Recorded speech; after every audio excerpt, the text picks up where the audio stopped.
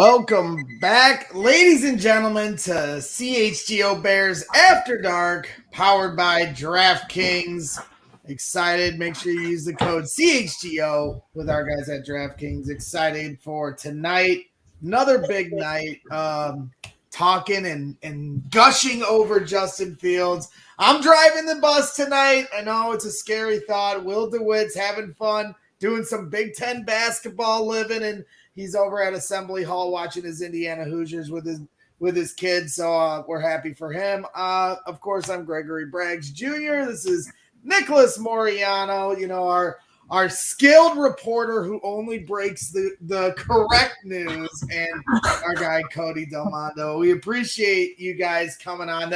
And you got the Illinois shirt on, so you're ready for Big Ten basketball as well, right, Cody? Absolutely. So I'm excited, man. I'm happy to step in for Will tonight. Yeah, hey, well, we're all going to try to carry the load, but we miss Will and his expertise, and it's not easy to replace it. And there are no two truths and a lie tonight, so I'm not going to screw that segment up, Nick. Yeah, no, I guess I get a week going, where I don't win that segment again, which kind of stinks for me. But I'm with you. I'm kind of good with, putting it back another week. But next week, Greg, Will's going to have some tough ones for us. I've been getting better at it, but I feel like Will's dumbing it down to like a third grade level for me. So we appreciate him doing that. So, let's kick things off, here just in a little bit. Our guy D'Lo Brown, former WWF Intercontinental champion and diehard Bears fan, will be coming on and joining us. But for now, we're going to kick it around and talk some, Chicago Bears football and Justin Fields, because that's all I don't think there was a person on earth that went to work today and was like, man, the Bears suck. And, like most of the time after the Bears lose, that's all you're talking about on the job site, and everybody was just laughing about how terrible we are. That wasn't the case today. And no, it's not a moral victory. I know people get real sensitive about those kind of statements, but at the same time, how else do you define it as a fan when everyone is feeling good the day after a loss? And it's rightfully so. The Bears fans have never had a franchise quarterback, let alone a potential superstar quarterback. So, Cody, I'm going to start with you, and then we'll go to Nick, because Nick's been doing a lot of hard work and elbow grease at Halas Hall and in the locker room yesterday after the game. So, Cody, I want to get your initial thoughts, as the I'm ready to be hurt again fan. Are you hurting after this game? The ending was annoying. Originally I was pissed off. Like, if you go through my Twitter timeline, I said I was going to go throw myself into Lake Michigan after that. So, it was a very yet another frustrating way to lose. But it's weird to say this, but I think we got the guy. I think we got the quarterback, and I don't think I've ever been able to say that. And I was I was a Jay Cutler defender, through the years. So, I don't know. For at least a minute. Right. And what I love the most about him is just every time the Dolphins scored, the Bears offense just came back out there and he led them on some sort of drive that you at least felt good about. There weren't many drives yesterday where you didn't feel good about the Bears offense. And I don't know if I've ever really definitely in recent years, you can't say that it's a thing. And the fact that they were able to just move the ball at ease yesterday against that team. I know that their defense is not as great as their offense, but from what I saw, all I could think about is get this guy an offensive line, get him a wide receiver one, and let's go to the Super Bowl. That's the way. That's what I was thinking. Exactly, because if he can do that with this talent around him, just imagine when they add in the offseason and in the draft. And I feel decent about the way Ryan Poles draft, his draft evaluation, precedence. I think he did a good job this last year. And I know Velus Jones is somebody that a lot of fans wring their hands about, but I said it yesterday, and we put the clip around, and I was heated after the game, just as excited as I've been in a long time for any Chicago athlete and I just compare it to some of those must-see TV Chicago athletes. Somebody said it in the comments after our post-game, Sammy Sosa. He was one of those guys. I'm a Cub fan. But to me, more of the recent guys, Devin Hester and Derrick Rose, were the type of Chicago stars, superstars that you scheduled around to make sure you watch their games. You stopped everything you were doing when the ball was in their hands. Devin Hester changed the way people viewed punting. Before Devin Hester, you went to the fridge to get a beer while the punt team came out. If you're at the stadium, you're going to the bathroom, trying to get a quick bathroom break, get back to your seat for the next series. Devin Hester changed that. You stayed in your seat for punting when Devin Hester was on the field. And Justin Fields is now changing the way we view offense as Bears fans. And now we're sitting here saying, how many times are they going to score today? It's not about, can we scratch and claw our way to, 17 points? Now I expect them to drop 30 next week. It's just a total culture shift of everything we've ever viewed with Bears offense. And now we get to see this guy week in and week out, and it's must-see TV. I can't wait for next Sunday. Nick, you were at Halas Hall today, correct? And you were able to kind of get some more different feedback from the coaches and everything else. What were some of the vibes you were feeling around Halas Hall? Well, a lot of the same vibes that were coming from the post game and just what players were saying at their lockers after, that 35-32 loss. The word special, you guys, was how Justin Fields was described from his head coach. I got a chance to talk to Tevin Jenkins one-on-one and asked him about Justin Fields breaking the record for rushing by a quarterback. And he said, well, Justin's just a special guy. Cole Kmet called him special today in his press conferences at Halas Hall. So that's the buzzword going around right now. And then that's not just here in Halas Hall amongst Bears fans, us here on this podcast. That's what I think nationally people are starting to recognize about Justin Fields and what he's capable of doing still. Because like you guys mentioned it, he's doing this being in a new offense for the first year with a bunch of different pieces, guys that he's still trying to get acquainted with, but yet, and it's in a losing effort. Of course, the Bears want to win these games, but you're seeing individually what he's capable of doing. That 61-yard touchdown, that's special, you guys. Like, There's not many quarterbacks. Maybe the one that's playing tonight, Lamar Jackson, can make that play happen. But other than that, there's not many. And it didn't get called back this time like the Vikings game, so it counts. So when I was in the press box, you guys, watching that happen, I had Will DeWitt to my right, Herb Howard to my left. And just watching him, I'm just in awe, of course, just kind of watching. But then immediately, I'm looking for the yellow laundry on the field. Like, is this going to stand? Was there a hold somewhere? And it did. And all I could do was shake my head. And like, this guy, like you mentioned Devin Hester, I used to be the biggest Devin Hester fan right here.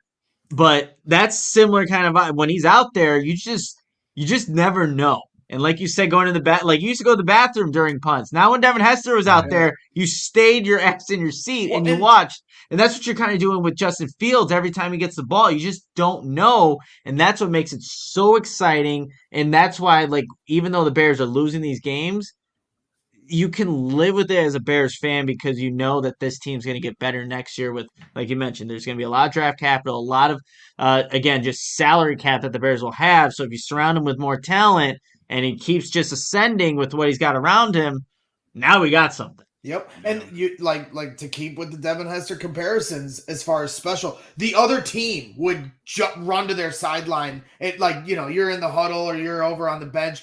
You're not out. You're running at the other opponents. We have video from NFL films that they'd be like, "Oh, Hester's out there. I'm gonna go watch this. I got to see the show." And they're on the other team. They're trying to stop them. And you'd hear guys like just shaking their head to the. I remember one time Charles Tillman was talking to a defensive player for Seattle when he housed one in the playoffs game, and they were just laughing. He's like, "This boy is good." He's like, "He is something." He's like, "We told him kick the ball out of bounds." He's like, "We're just dumb." And I'll never forget those moments because that's the other team acknowledging greatness right in front of them while they're competing against them. And you saw it today or yesterday with Miami's head coach. He's joking with Justin Fields on the sidelines. He talked about it again today where he's like, will you stop it? Like, now, and he knows he can't. It's like video game special. I don't play Madden as much as I used to. In fact, I don't get really much time to play it at all, but he's the type of player that you just like, it's like a creative player. And you want to run to your, like when you finally have one of those players on your team, growing up as a kid, playing video games a lot, you begged to have a player like that on your team. And when you did, you would run to your video game console just to have him and say, this is our guy. This is my quarterback. This is my player, and so it's just funny. He is like, it's like watching a video game, watching Justin Fields. And these last 5 weeks has turned into something. The switch has flipped and you see it. And we were like, okay, well, we just need to see him stack some consecutive weeks. Well, we've now seen it. There's no question about it. There's no more doubt. I can understand. I was worried halfway through. I'm like, how does Ryan Poles view this guy if you can't evaluate him? Well, now he's gotten 5 weeks of solid evaluation. I don't see this offense falling off at all here the rest of the year. They're going to lose games, sure, but I don't think they're going to have any problem continuing to move the ball. So, these are brighter days ahead for Bears fans. Maybe we'll lose some games in the short term, but in the long term, the big picture, we've got ourselves a quarterback, and it's so clear. It's clear as day. It's a beautiful thing. So, appreciate everybody joining us here tonight. We do have a tailgate. We had a tailgate yesterday. It was really beautiful day in Chicago, 68 degrees and sunny. And it was a great turnout for the Bears-Dolphins tailgate. And we're having another one here coming up for the Lions game. So if you're coming to town or you go to the games weekly, please come by our tailgate, have some fun. All you can eat, all you can drink, tickets still available. Parking is an option with your ticket. It's a really short walk to the stadium. We get beanbag boards. We got Jenga, life-size, big Jenga. You got a DJ, we got everything else, and a bunch of Bears fans ready to, have some fun and rejoice over. We're gonna rejoice on Sunday that we have our quarterback. Mark's got some seance planned, Mark Carvin. But you really call it beanbag boards, Greg? What bags, whatever. We're in the Midwest, man. Our guys, Chi-Town Cornhole, they call it cornhole. I've called it bags my whole time. So I'm just same, but I've never heard the term beanbag. Yeah, well, what I was trying to do was make a eloquent segue to our ad because Nick was rocking some beautiful shades yesterday, and I just was trying to fumble my way into the next portion of our show and give him a beautiful chance to shout out some of our sponsors. So there was my terrible segue. Why don't you go ahead? That's okay. Cody, yeah. My idea going into this was that because we're about to do the gambling segment after this was, sometimes you need shades because of the sun, and sometimes you need shades to cover your face after you lose too many bets. So, or you need shades because the future is so bright for this Bears organization. Bang! I found it. There it is. Look at you, Greg. You did it, man. You did it. Shady Rays. That's what we're talking about. If you've never understood why sunglasses were so expensive, so they set out to change it. You don't have to break the bank for quality sunglasses this fall because our friends at Shady Rays have you covered. Shady Rays are premium polarized shades featuring world-class optical clarity, substantial durability, and styles catered to everyone and every lifestyle. The best part about Shady Rays, they have the most insane protection program in all of eyewear, lost and broken replacements. If you lose or break your shades on one day, they told us that they will send you a brand new pair, no questions asked. If you drop them in the lake, off a cliff, anything, if you break them at the tailgate on accident, they'll send you another pair. Like I said, they'll replace them. Even with that strong of a protection program, they still manage to make quality that can tell you that I can tell you holding in my hand seems just as good as the expensive pair that I have ever worn. Shady Rays customers seem to agree with over 200,000 5-star reviews.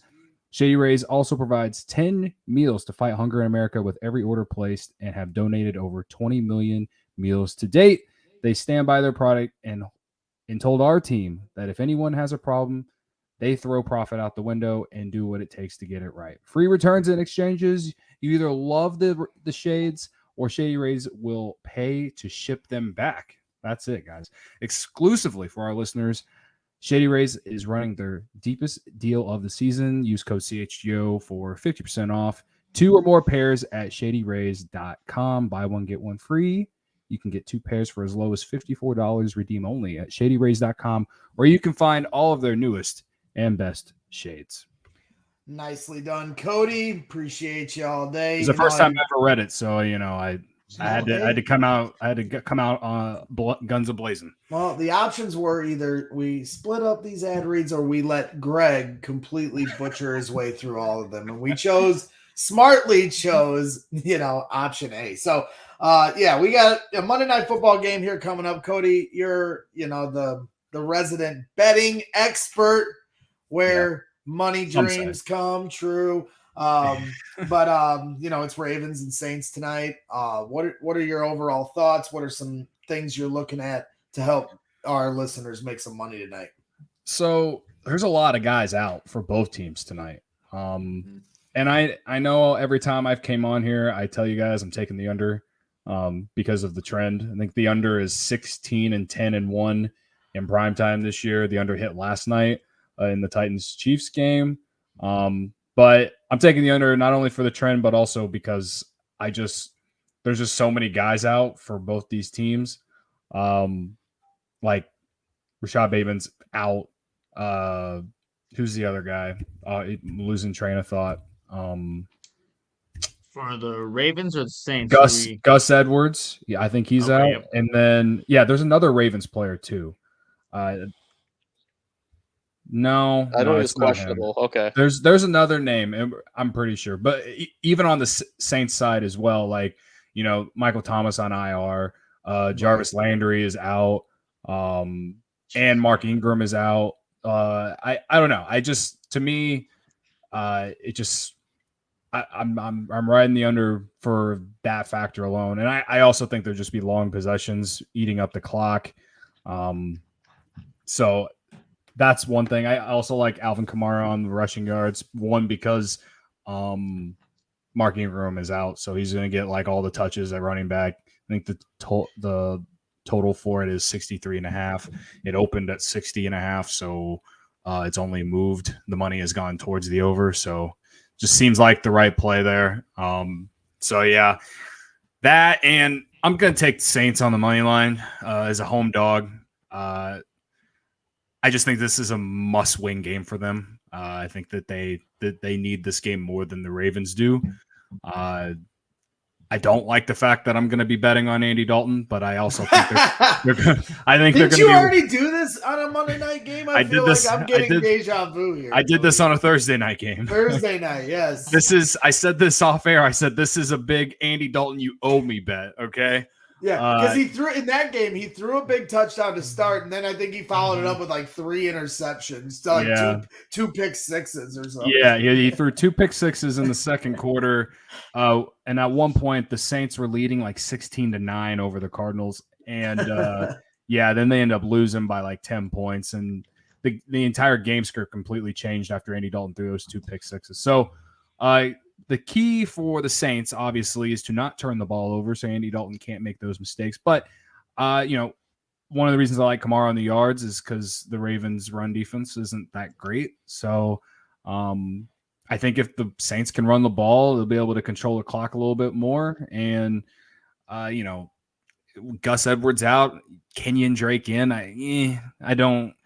I've had Kenyon Drake on my fantasy team enough times. He doesn't move the needle for me. Taysom Hill sitting at Taysom Hill. I'm out plus actually 185. I kind of sprinkled on Taysom Hill first touchdown at plus 1100. That's what I like to just pick kind of a long shot on the first touchdown just because the value is so high. But you know how the Saints offense, they can get a little gadgety sometimes, and for some reason I always feel like Taysom Hill is doing something big on prime time. So what are your for Taysom Hill first time touchdown scorer? You're at what? Plus 1200? I got it at plus 1100. Yeah, it's sitting at plus 1200 now. Nice. And it's and surprising me too seeing Lamar Jackson at plus 1,000 for first touchdown scorer. It's interesting. You know, with like you mentioned, with all the receiving options out, you know, that's going to limit what they can do in the red zone. And Lamar could just pull a Justin Fields and say, I'm doing it myself. I mean, he's no Justin Fields. I made that statement on Twitter yesterday, and some of Ravens Twitter found it, and I don't care. I stand by it. He's bigger than Lamar Jackson, and he's faster. He's currently faster than him. That's a fact. If you don't like it, I think you say this. I would say that maybe Fields to start his career is shown to be more of a passer than Lamar Jackson did at the beginning of his career. Yeah. So he's bigger than him. He's currently faster than him. Lamar was probably faster to start his career, but Lamar's put on some muscle. But Justin is currently faster now.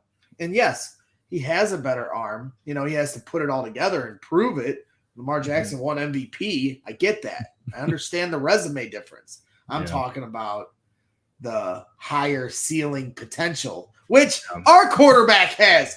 I just love saying it. It never gets old. I mean, Mark Carman and Adam, we're going off script here with the betting segment, but for real, Mark Carman, they're all giving me crap for all these comparisons with Fields. And then he says, Fields is like Barry Sanders today. Like, get out of here. Come on now. And I come up with these crazy comparisons, then he says Barry Sanders, who you should never compare anyone to. Go ahead with more of your problems. No, you're fine. One other play that I like is Isaiah Likely under on the receiving, which some people would say that they should take the over with so many guys out for the Ravens. So he's going to be one of the main receiving options. But the Saints are one of the top teams against tight ends. Like their defense is one of the top teams against the tight ends. I was reading today. So I would say that's kind of a trap if you took the over. You can get I got the under on DraftKings, which is like 40. Is that 40 yards? And it was at plus 100. So I thought that was some decent value. So and Likely has the great picture where everyone uses it for a great meme. Likely 80. You know. Yes. I enjoy that a lot. Tell people make a fat joke at my expense using it. Then it's not allowed. Other than that. Yeah. Nick, what do you got for tonight? You got anything cooking in the chamber to make some money? I do. Just some very unrealistic things have to happen. But to go back to what Cody was saying on the under, I just look at what the Saints did last week against the Las Vegas Raiders, shutting them out in a 24-0 victory, and then coming on Monday night with all the people missing. I think this is shaping out to be one of those matchups where you're going to see not as many points scored in this one. I have Lamar Jackson over on the rushing prop. I forget exactly where it's at, but I think he's definitely more than capable of, getting a lane and kind of exploiting, what this Saints defense is bringing. And then Alvin Kamara, anytime touchdown scorer. I think that's always something that you have to factor in when you're thinking about a Saints team that last time they played on prime time, where there are all those interceptions. Just give it to your best playmaker. Make it simple, easy. Let him get those handoffs. And also, like you, Cody, I do have Taysom Hill, scoring. Not as a first touchdown scorer, but they just like to get, like you said, gimmicky right when they get in the red zone. And anytime you see Taysom Hill in there, it's like, all right, this guy's probably going to get his, 1 to 3 handoffs in the game, and it's going to come in the red zone. He's probably going to score. So I do think that is an enticing bet to make if you're looking to, put some money down. But definitely the under. And, Andy Dalton, can you trust him? That's a good question. What do you guys, hey, wait, Roquan Smith's going to be playing in this one, you guys. How are we feeling about that? Seeing Roquan in a Ravens uniform, that's going to be a little different, obviously, in terms of what Bears fans are used to. I know he had a letter come out earlier today, kind of issuing his thanks to Bears fans, which obviously, his time here in Chicago ended a little bit weird with the trade request and, being shocked that he was traded, which I thought was kind of interesting because he asked to be traded, and well, he was. Well, what's his line? Does he have a line for sacks? Is there an over/under for sacks for Roquan Smith? Because they just got him. Why not send him loose a couple times? You have to imagine they're gonna at least try it. You'd think.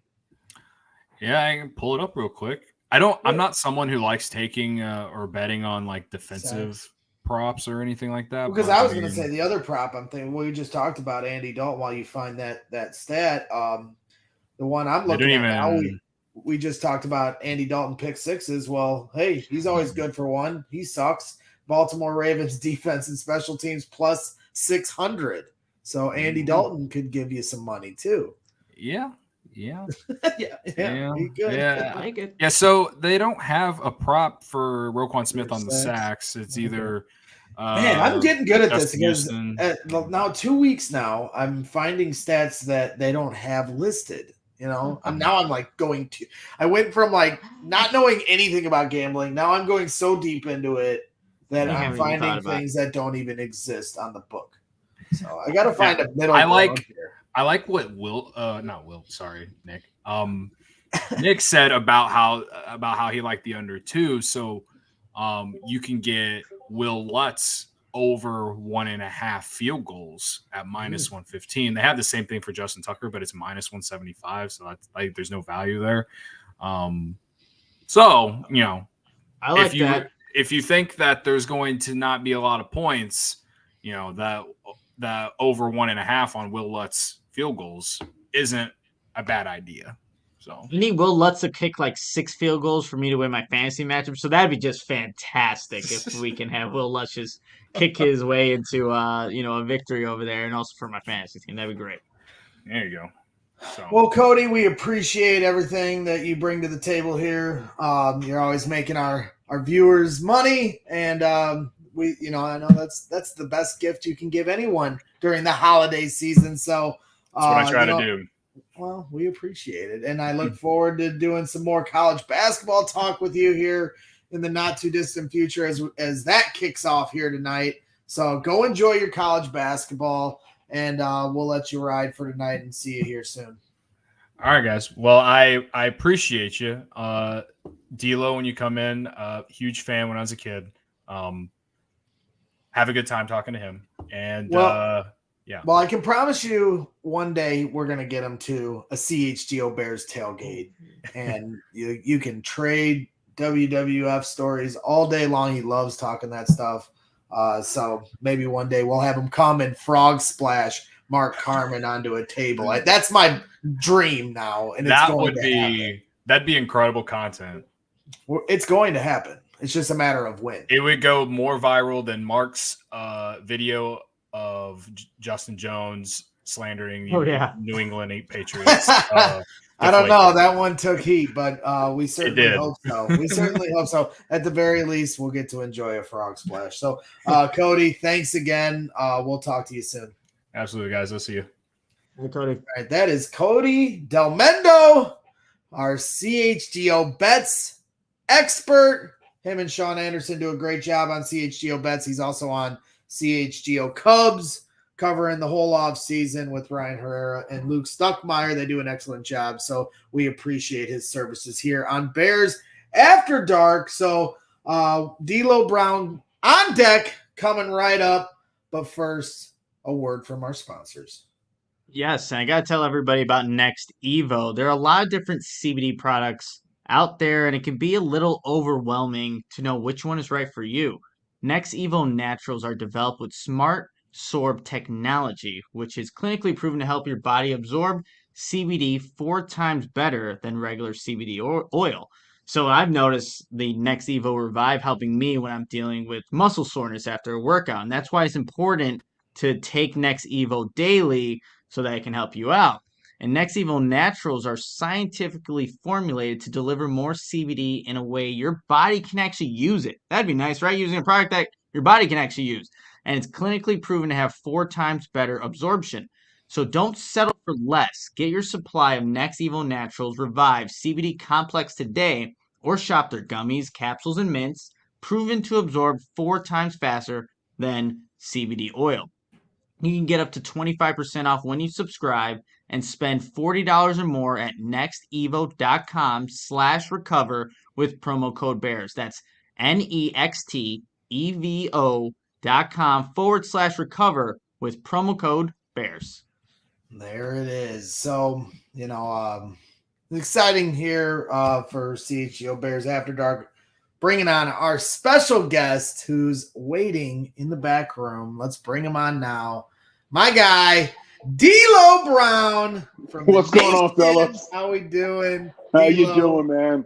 Of the Nation of Domination. D'Lo, I got to tell you, everybody at CHGO has been in the chats all day talking about how literally we got people lining up to try to hop in this show tonight to talk to you. So one day we'll have to get you out to a tailgate so you can meet all these fools, because we're all really excited to have you on tonight. So we appreciate you coming. Braggsy, you know we'll make it happen sooner rather than later. Not that it's wintertime. No, not now. We'll wait till next year. The Vegas has softened you up, my friend. Look, it hit. Ready? It hit. The temperature dropped. It was like Antarctica today. It was 54 degrees, and I had on the heat, a blanket, electric blanket, a comforter. Man, the Vegas sun has made my blood real thin. That's funny. Yeah, it's been a lot of fun getting to know you here these last few years, and it's really cool for me to call you a friend. But it's just this passion we share for the Bears. By the way, this is something I do that's not great. My wife would be the first one to tell you that I do a terrible job of introducing people, but alongside me here, a man that needs no introduction. D'Lo, I know you follow the Bears beat well, but this is my good friend and co-host here for tonight's show, Nicholas Moreano, who's been covering the Bears for a long time here. He does a lot of good work, so I had to make sure I get the introductions out of the way before we get into this. Nicholas, I follow you. It's a pleasure to talk to you. I appreciate it, man. Thank you so much for coming on the show. This is awesome. Yeah, my pleasure, man. My pleasure, guys. So now that we've got the pleasantries out of the way, I did want you to kind of give us a little bit of, a rundown for the people. You've told me, and you've been on, some of my shows in previous years, to tell the story of how you became a Bears fan, because there's a lot of people in the chat excited to see you that maybe haven't heard the story before. So maybe share it with some of the listeners and the people that are just getting to know you now as the diehard Bears fan that a lot of us already do know you as. I'm sure. The year was 1979, I believe, and I'm a kid who grew up near Philadelphia, so the Bears came in to play Philly that day, and as all my brother was there with his friends, and they were all Eagles fans. And to this day, I hate the damn Eagles because of it. Except for now, I got to follow them because damn Robert Quinn. Anyway, so sitting there watching the game, and the Bears are losing, and my brother and his boys are clowning the Bears, and I'm like, you know what? Screw this. I like that. I like that team. They're wearing blue. My last name is Connor. They got a C on their helmet. That's pretty cool. And then all of a sudden, I see this dude hit the hole, stop, spin, run 30 yards to the left, stop on a dime, spin 60 yards, run to the right, touchdown. Walter Payton. Been a fan ever since. Literally, my middle daughter, her name is Peyton. I'm a Bear fan through and through. My ex-wife, her nickname was Sweetness. So, I've been a Bear fan since I was 9 years old. And this is before they were good. So no one jumped on the 85 bandwagon. This was when they sucked.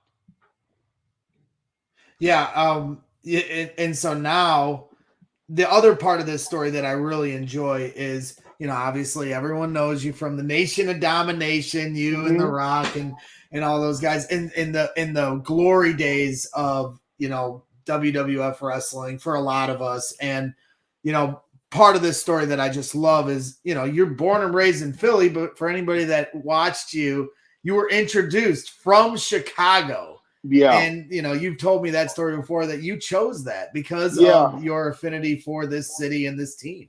Yeah. I mean, I immediately identify with the city of Chicago being that hard work, Midwestern, don't take crap, just work your ass off, don't care. And I didn't have the pleasure of being born in Chicago, but I think something more important, I chose to be from Chicago and represent Chicago because they were the values that I wanted and I tried to instill in my life. So, that's why I love Chicago. That's why that's my home. That's my chosen home. That's my place I want to represent no matter where I go in the world, the city of Chicago. Hell yeah, man. That's great. Hard hat, lunch pail. That's the Midwestern ethic. And you certainly epitomize that throughout your wrestling career and the Intercontinental champion that you are. So, you talk about Walter Payton and how he stood out to you. And that before my time, before Nick's time, we we didn't get to grow up watching Walter Payton play. I saw Barry Sanders on TV, but he wasn't on my team. He wasn't my guy. Right. And something we were talking about before you came on was like who we compare him to is Devin Hester, because he's becoming this player that you can't leave your couch. You can't leave your seat in the stadium.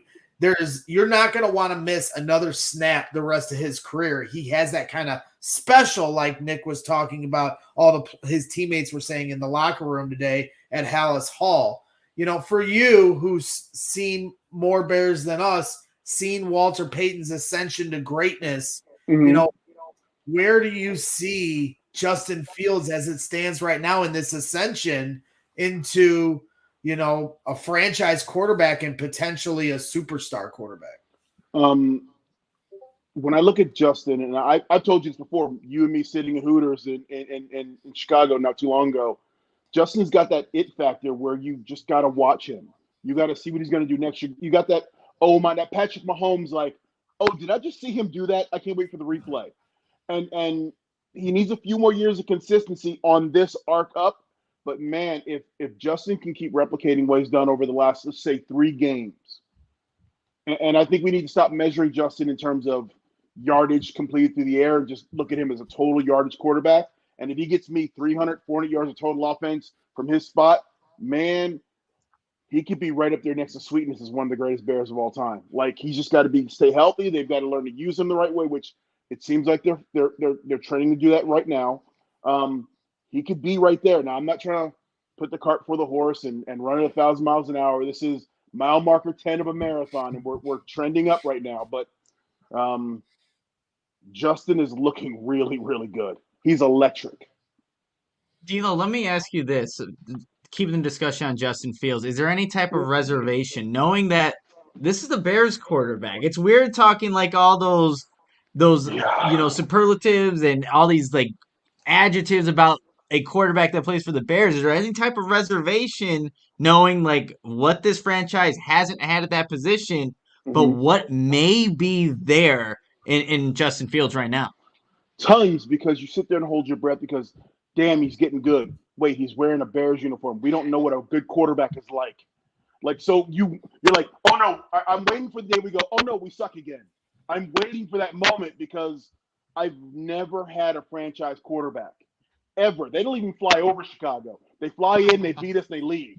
Like, so to have a guy wearing our uniform representing our team and to be that dynamic where other people in the league are going, I wish that was my quarterback. This is a first for all of us, and I'm glad we're taking this ride together.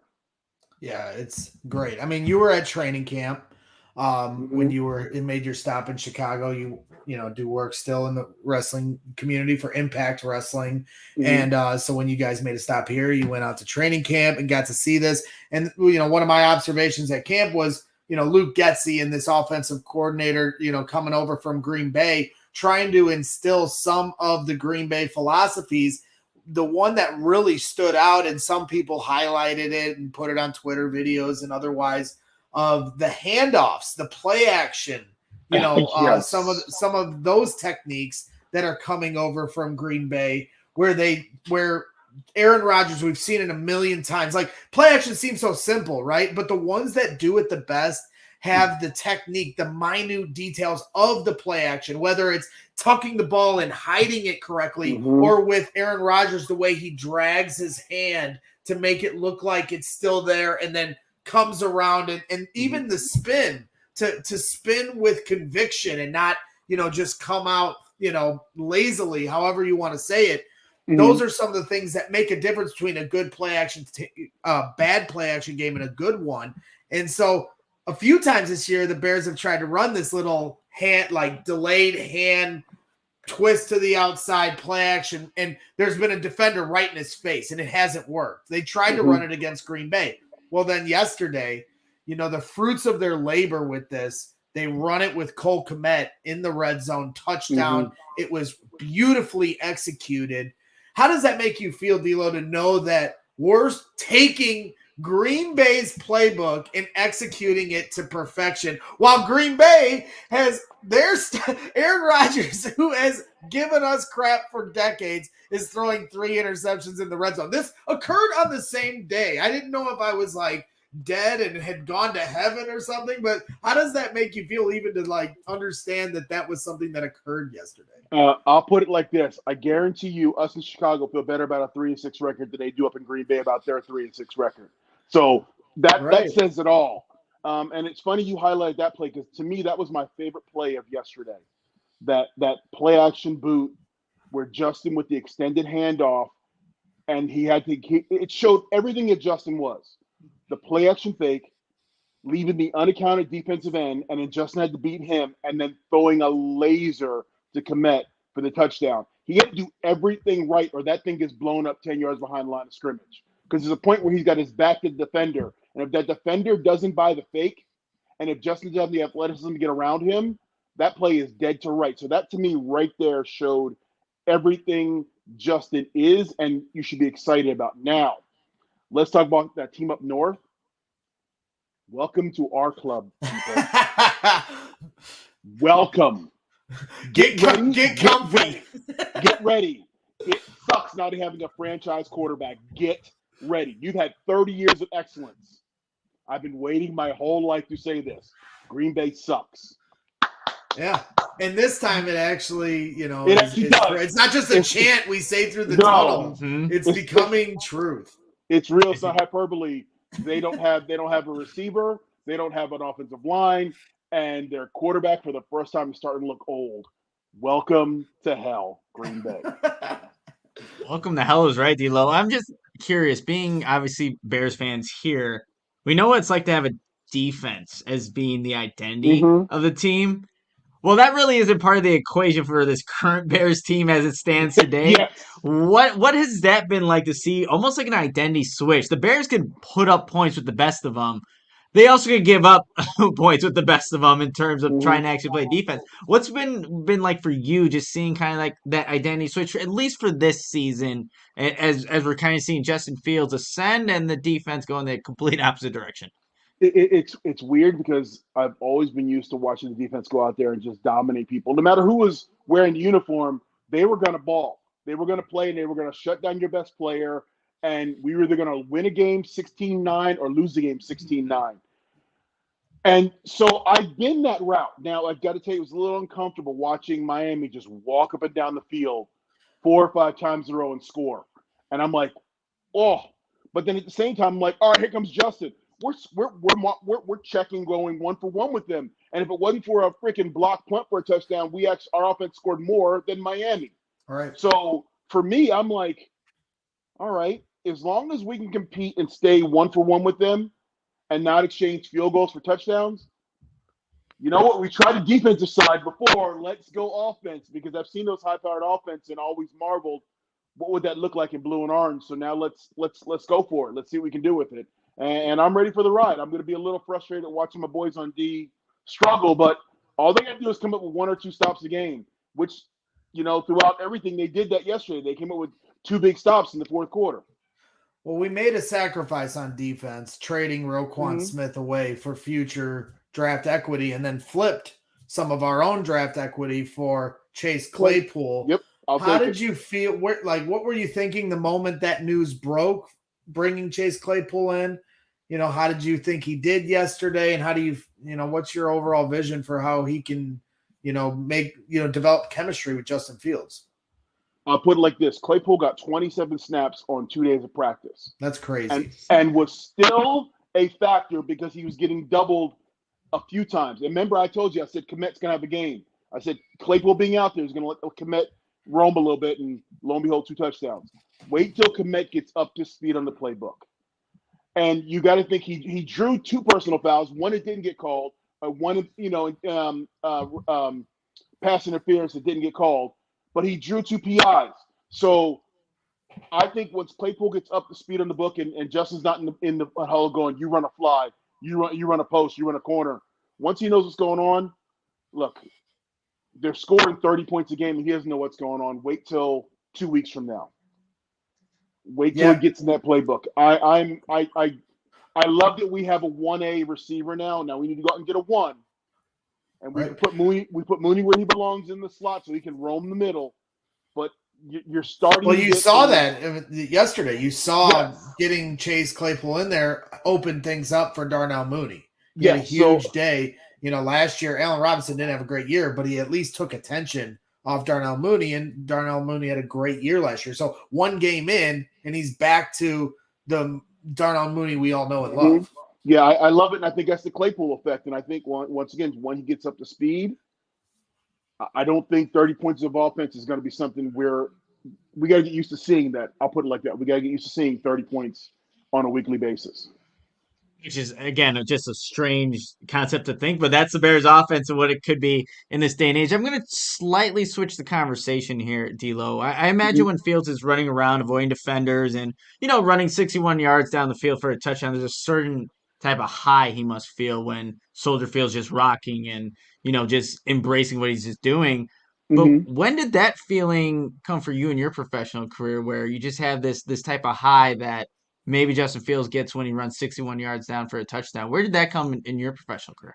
Man, you can just look at any Monday night where I walked out on Raw and the music hits and the crowd is either booing us or cheering us. And when you've got, 25,000 people either chanting D-Lo or D-Lo sucks, that's kind of a badass feeling.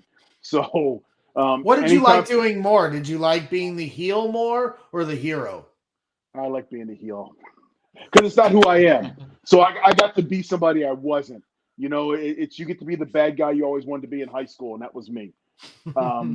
So I like being the bad guy. Besides, there's no rules for being a bad guy. You can just do whatever you want out there. Good guys got to kiss babies and say all the right things. Bad guys just do whatever the hell they want. Yeah, for sure. And we have a lot of people in the chat, obviously, very excited. Ravi, who I'm pretty sure I met at the tailgate. If it's the same Ravi, I'm assuming as much just going crazy in the chant, excited, naming off Nation and Domination and everything else. And he did have a question. And we're happy to take anybody in the chat's questions for D-Lo. Obviously, people very excited for you to come in, and we appreciate you joining us, D-Lo. And he wants to know, are you planning to be in any wrestling documentaries? He's been watching those on Vice, and they're really well done. And also the ones on A&E they've done here recently, too, have been really good. Has anybody reached out to you, or is there any kind of those kind of things in the works? I've been on a couple of the Dark Side of the Rings already. And I know I didn't do any this past season. There's potential to do some next season, just me talking about some of the stories from my life in the business. So, it's something I'm always open to, and we've had discussions about. So, yeah, you'll see me out there sooner or later. And the A&E ones have been really well done. A&E, but all of them are really good. Dark Sides are good. The A&E ones are good. I mean, they do a really good job of capturing the essence of pro wrestling and making it a way where anyone can digest the information. It's pretty cool. Yeah, it's great to hear the backstories. Rey Mysterio's this year was awesome. Yeah. Awesome. He was one of my favorite wrestlers of all time. Quickly back to the Bears, and there's a few other, questions in the chat, and we'll certainly try to get to as many as we can. But I am curious of your thoughts going into this Sunday, because I feel like, I'm very competitive, and we do our picks, for our CHGO Bears team each week. And, I'd be lying if I am not keeping track of who's winning and who's losing here week to week. Early in the season, it wasn't as much, but now that we're starting to find out who's going to be, at the bottom or at the top, I'm getting my competitive juices flowing. And now that Justin's going off, this team is harder and harder to pick each week. I mean, they could have won here against the Dolphins, even in spite of this defense, not being able to stop very much. Now they play the Detroit Lions here coming up on Sunday on the lakefront. And, Detroit is always Detroit until they're not Detroit, as far as I'm concerned. Not trying to tip my pick to Nick over here, but at the same time, they give up a lot of points. They score a lot of points. So I feel another shootout is in the making. What are your thoughts going into this game? Do you think that they're how much do you put it as there's no way the Bears won't win this game? And I'll never say that, because Detroit is frisky just like we are. They've been in every game this year. I think they got blown out once, but they've been in every game. They tend to lose late. I just say that I think the Bears went on the lakefront this weekend. I see our offense going out there and just purring and humming. And I don't want to put the jinx on them. Let's go out there and run again. The minute I say that, watch them put up a clunker and score 3. But I until Detroit can prove they're not Detroit, then we're going to go out there and go do what we do. And our quarterbacks always seem to have their best games against Detroit. So. Well, and it does, like the Washington game was the trap game, right? Earlier in the year, they played well offensively and lost to Minnesota in heartbreaking fashion. Fields had an amazing run that was called back. Everyone was like, okay, they are beating Washington on the lakefront, but that was on short rest and, on Thursday Night Football, and they blew it. Now we've had like 4 more weeks since then where they've continued to stack the offensive performances where we feel like a game like the way they couldn't execute against Washington is in the rear view mirror. They're not possible. That's like where I am looking at this team now. So I feel like this is less of a trap game than the Washington game, but it is a trap game nonetheless. Here's the thing is, going into the Washington game, we had to stack 3 great games in a row from Justin. Right. So now Justin is going into his 4th game in this run where you can see snap by snap, play by play, he's gaining more confidence in being under center, behind center, and in this offense. And this was not the Justin that played against the Commanders. This is a different kid who is now feeling himself. And like I said, growing that confidence. So, and he didn't have Chase Claypool in Washington. So, look, like, the offense is going to look different this week, and I think at this level, schematics are one thing, but it's about the belief that you're better than the guy on the other side of the ball. And I believe the Bears think they're better than the Detroit defense, bottom line. Sure. Bottom line is right there, D'Lo. Just one last question for you from me. With Ryan Poles being in his first year, he's made a lot of big moves. Like, whenever you trade a guy like Khalil Mack early on, don't resign Allen Robinson. You trade away Roquan, Robert Quinn, these big names, and then you go out and draft 2 defensive players first when everyone's clamoring for offense.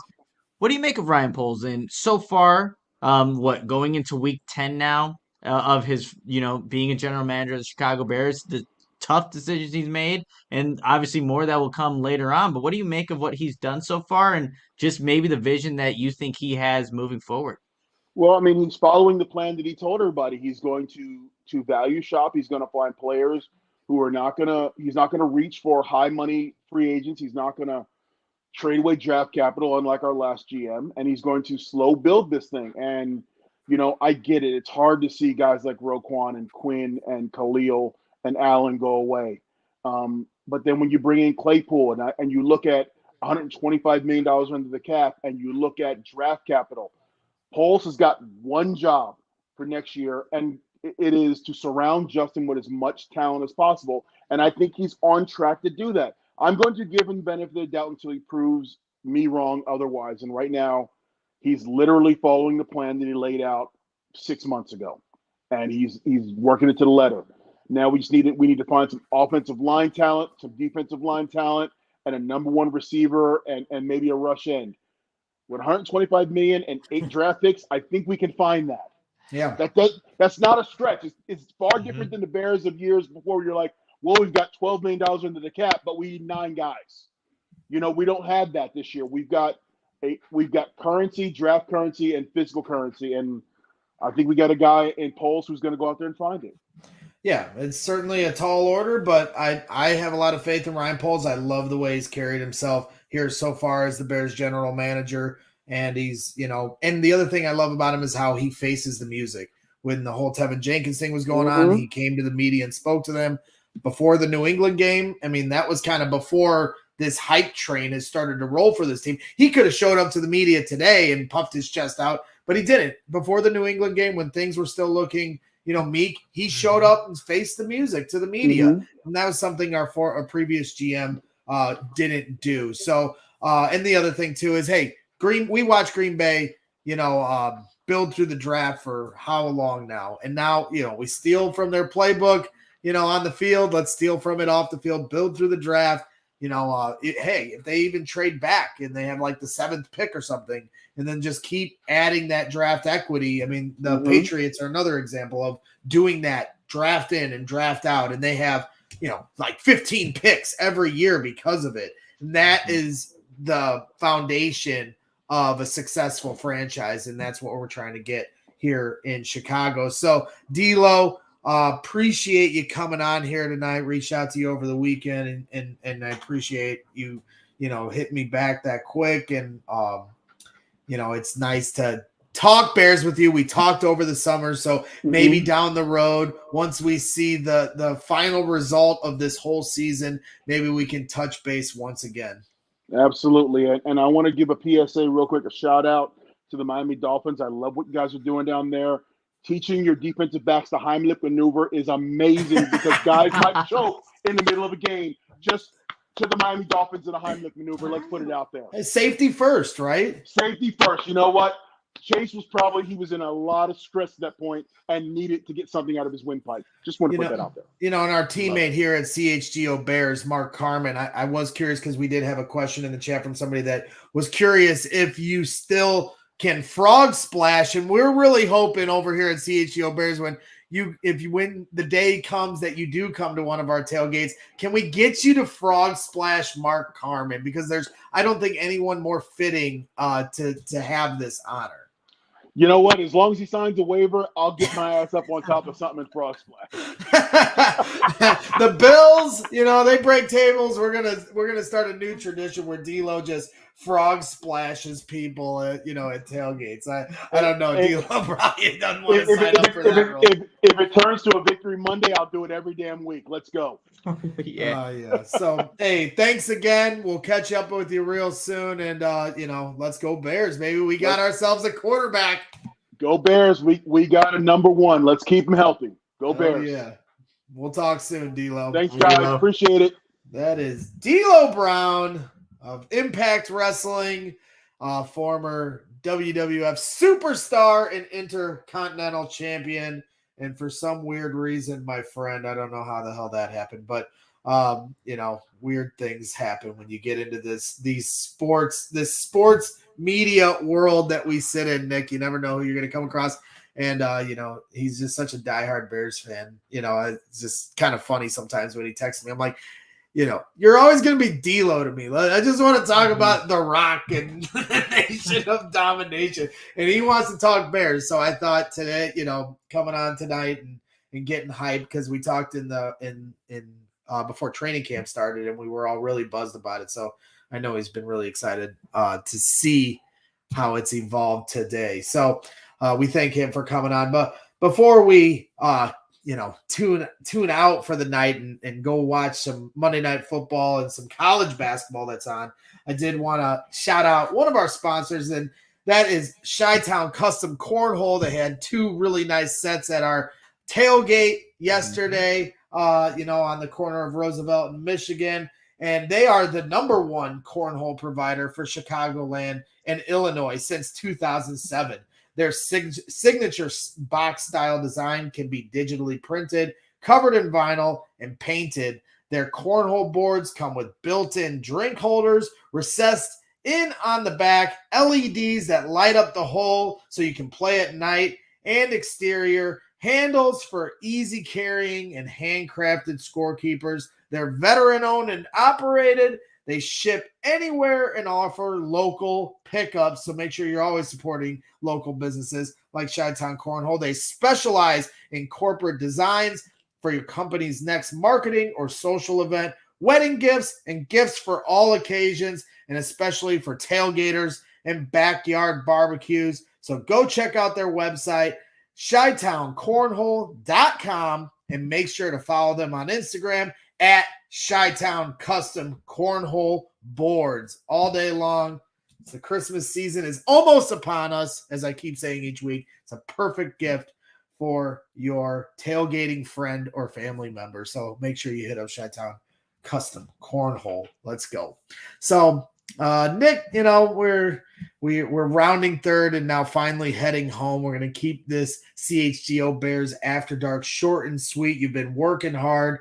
on the beat, you're in the locker room, you're at Halas Hall. Any final thoughts as we now past Monday, you know, as we get into the thick of the week and some of the coverage, you know, what should we expect from you? Some of the articles or shows you have coming up, or any thoughts you have on the team overall? You know, Greg, I was just thinking about just rewatching most of the game today. Just the offensive line. I know Justin Fields gets a lot of credit for what he's doing and all the improvised plays and design runs and how he's just overall playing, but I don't think I would have believed, you know, if someone were to tell me the offensive line, how it looks today, how it's performing too as a unit, you know, up until week 9, that I would believe anybody saying that would be a good unit, because just again, there's so many different fluctuations of players in and out, and Right. you know, just how the unit was playing. You go back to that Washington game we were talking about earlier. We're like, Ryan Poles has set up Justin Fields to fail this season. We're never going to truly evaluate him, but that offensive line is starting to click. And you know, it's still like Larry Borum's not even in the equation. Maybe Riley Reef is supposed to be the guy playing right tackle, but I've just been really impressed with what that unit's been able to do, specifically over the last couple of weeks, in terms of allowing Justin Fields to have some time to just read the field, make that decision if he wants to throw it deep. Like, there's time to throw it. Of course, there's going to be times where he has to improvise and use his legs and his God-given ability, but Right. I'm really liking how this unit has kind of turned a corner. We still need to see it come to fruition over these past couple of weeks here. Detroit Lions obviously have Aiden Hutchinson. We got to see how that's going to play out on Sunday, but I'm liking what that unit's doing right now and allowing Justin Fields to be the guy that we're all seeing he can be. So that was just kind of one of the thoughts that came into my mind as I was watching back the game. And also, you know, you mentioned, and I still have to do my homework on the Detroit Lions a little bit more, but like, this was a shootout this past Sunday versus the Bears and Dolphins. I don't see why it's not a shootout on Sunday again with Right. what the Lions are capable. They were trading touchdowns with the Dolphins too at Ford Field. You know, just 2 And weeks that's ago. not easy to play down there. No, it's not. And then it was like the Or no, that's in self-inflicted. Detroit, Ford Field. I Yeah, apologize. but it's like then they had the self-inflicted mistakes that Detroit is known for, and then they got that game away from them. So as I'm just starting the early preparation for what Sunday's going to be. And shootout, seeing like, and who are you going to take? Jared Goff or Justin Fields? And we all know that answer. Right. If whoever watches and listens to the show, Justin Fields clearly the answer. So And he it's tore up the exciting to see Lions that. last year at Soldier Yeah, Field, and that he was did. with that Nagy complex. Yeah, that and completely different from what we're seeing from Getsy and how he's scheming guys open and trusting the guys that they do have to make plays. So it's been exciting to see this turn for the Bears and this offensive explosion really happen right before our eyes. Yeah, well, when you talk about the trickle down effect, when with Chase Claypool, and now look at how Darnell Mooney's reaping the rewards of that acquisition. You mentioned the offensive line playing much better. Well, look who's emerging now because the offensive line is playing better and doesn't need as much help.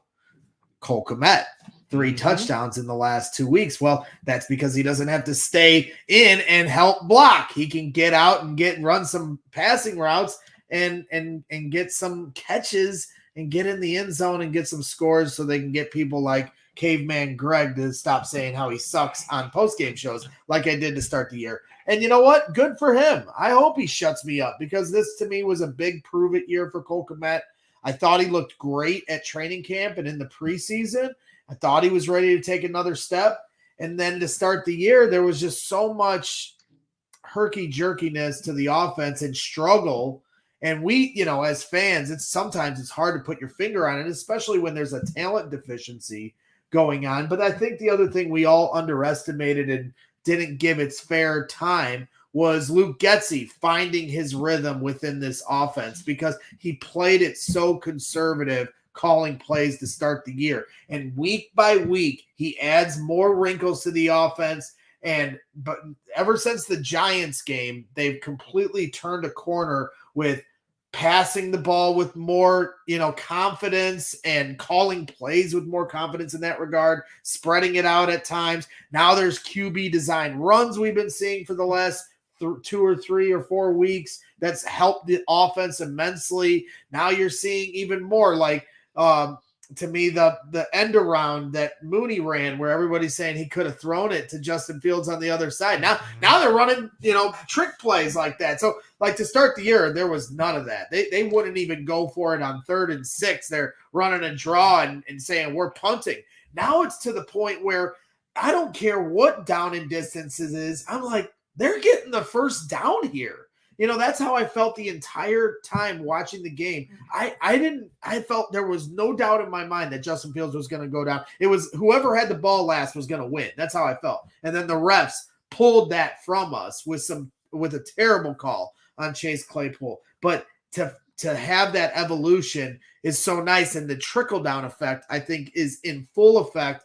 And a lot of that credit goes to the players for sticking to this, and Luke Getsy for finding his rhythm as an offensive coordinator and a play caller, and obviously Justin Fields literally carrying this team is the biggest factor of all of it. All due respect to Luke Getsy, but without Justin Fields, you can call all the plays you want, but Justin is the one making a lot of this happen. So it'll be interesting. I can't wait for Sunday. I could care less about the rest of this week. Laying bricks. I'm just like, one brick, I'm like, Justin Fields. The next brick, Justin Fields. Like, then somebody says something, I'm like, I just want to talk about the game. I don't want to talk about what, the next wall we're laying. Shut up. Like, this is all I am fully immersed in this now. It's so exciting, and it doesn't matter. Like, to me, they could keep losing games, and I'm just going to be just as excited the next week to watch this team play, because we get to see a franchise quarterback evolve and turn hopefully into a superstar quarterback and one of the best quarterbacks in the league. And you know what? Embrace that, Greg, because, Justin Fields is here, and he just, and we're just the audience watching him do what he does. So that's been really exciting. 2 quick things you mentioned about Kmet and Luke Getsy. Kmet talked about that today in his press conference. He said yesterday's game was the most comfortable he's ever felt. You saw him do a bunch of different things with jet motion, getting under center, obviously catching 2 touchdowns, the most comfortable he's ever felt. And he also talked about Luke Getsy and the play calling. He just said it makes sense when he calls plays. When they're in the huddle and they're like, and Justin is, calling out the play, the players are thinking, oh man, what a great play call. That makes sense. That's what Cole Kmet's thinking, as the plays are being called. So the confidence that you get from your play caller to when you hear the play, and then as a player executing the play, that's where you see an offense that is truly starting to mesh, be in sync, and create good things, based off of those plays and off that execution. So that it's been great to see, Cole Kmet have that emergence. And, the past 2 weeks, he scored the most touchdowns out of any tight ends in the league. So it's good to see him producing in the red zone, but you just need to keep that consistency. That's going to be the thing. The Bears can keep putting up points and be as productive as maybe not as productive. That's a high level, but you need to keep that consistency over the next couple of weeks and hopefully throughout this season, because it's all about Justin Fields now, because defense ain't there. Might as well just, again, be in some shootouts and see what Justin Fields can do. 100%. Consistency is key. What am I going to say next, Nick? I don't even know. No, Greg. what's brick by brick? Brick by brick, baby. I knew that one was coming. That is what it's all about. Consistency. That's what brick by brick means. Consistency. And before you know it, you got yourself a beautiful thing that you can look at. So appreciate you coming on, Nick, helping me out, prepping for this show. It was fun to have D'Lo Brown on. Shout out to him once again for coming on. Cody, of course, from CHGO Bets and CHGO Cubs, always helping us make money here, talking some Monday Night Football props. We'll see him next week, get some more money out of our pockets from him to help, spend on DraftKings, which is who sponsors this show, powered by DraftKings. Use the code CHGO. So thank you again for everybody for tuning in tonight. Hit the subscribe. Please hit the like button on your way out. Thank you for tuning in tonight. We appreciate all the support. And if you go to allchgo.com, you can, subscribe to us, and be a part of the CHGO family and get all the extra written content and material that's available there on our website.